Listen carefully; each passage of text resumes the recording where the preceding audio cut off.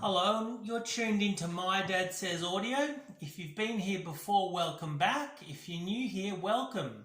Today I'll be showing you how to make a simple and inexpensive seismic sync to improve the performance of your various audio components, ranging from turntables, CD players, tube amps, and pretty much anything electronic does benefit from it, but there are degrees of benefit. The most effective component to use is with a seismic sync is a turntable, because they're so susceptible to vibration.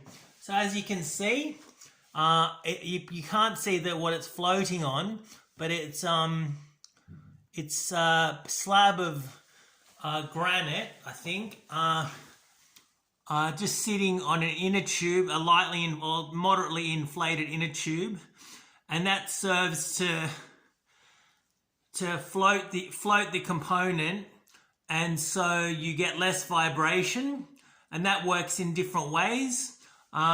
Firstly, with turntables, any kind of vibration that the turntable picks up and transmits into the stylus, that's read as signal. That's distortion, but it enters the signal as distortion, and you want to avoid that. Just to be clear though, these aren't suitable for every type of turntable. For example, I couldn't use it on my Thorens TD160 because that's a suspended design, and it would this movement, this give, would interplay with the movement of the suspension of the Thorens deck, the spring suspension, and that would not be desirable. But any fixed platter deck, like for example, like Thorens 124 it works under, or a Garrard 401 or 301 it would work. I personally use this on my Rock Mark II, Elite Rock Mark II, and it works really well. I think Max Townsend was the pioneer when it came to suspension, pneumatic suspension. He later went from using an inflated inner tube to using springs, similar to what you'd find in the front suspension of a mountain bike.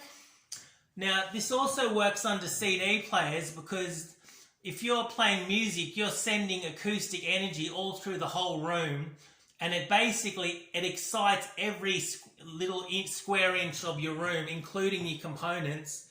And with CD players, what that results in a couple things. One of them is something called laser scatter.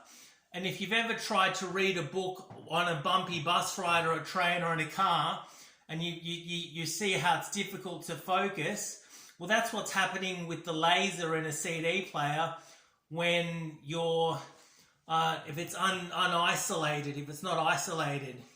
So it benefits that. And it also, this works with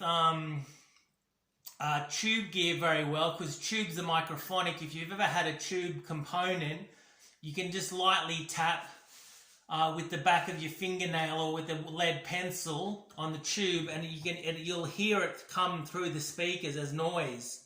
So they definitely work very well with tube gear as well. Now I'll just show you how it works, the basic guts of it. It's just a lightly inflated inner tube, and you set your.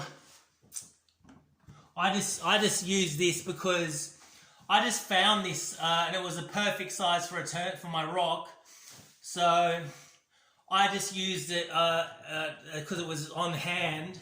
But I've also used concrete, and another thing you can do with these that will improve it further is you can stack them. You can. My father used to stack with his CD player. He used to stack it three slabs, and he said that was where the law of diminishing returns really kicked in. So, but if you just use one, You'll find you can use it under if you've got a Riga planer, you can use it under that. That'll work well. Just any deck, as I said, any deck that doesn't incorporate its own suspension, like a Lin, it wouldn't work with the Lin. So, yeah, that's pretty much it. All right, guys, hope you enjoyed the video. If this kind of content's your bag, please consider liking, subscribing, sharing, and commenting. All right, until next time, take it easy. Bye.